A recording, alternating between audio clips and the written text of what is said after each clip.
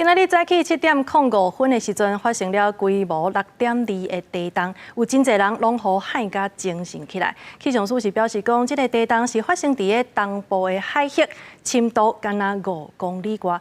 也那这个宜兰、花莲甲台东的震度拢是3级。接落来伫个10:54的时阵，佮发生规模5.1的地震。即摆就是伫个同款的所在，也毋过有加较深，是24公里外。专家是表示讲，未来有5天可能阁有规模5以上的地震。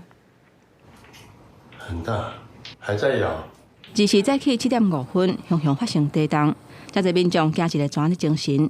厝内天棚的电火是一直害，另外还阁有卖场的员工，就算拄着地震，要是坚守伊的职务，唔敢离开。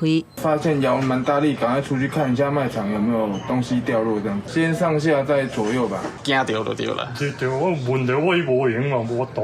加在早起即个地震，无传出人员伤亡或者是灾情。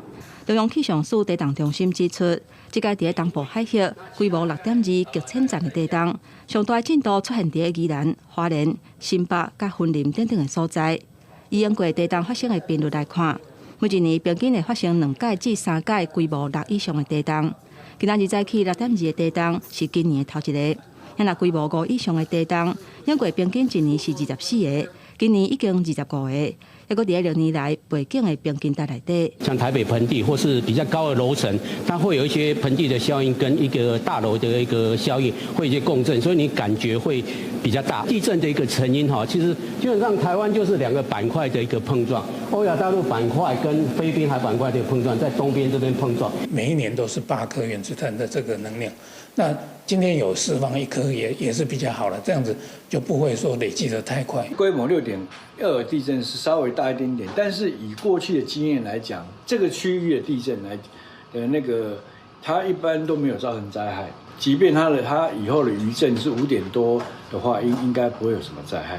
专家表示，这个发生6.2的地震，能量有释放是好代志。不过，这5天内也是有可能会阁发生规模5.5至6的地震。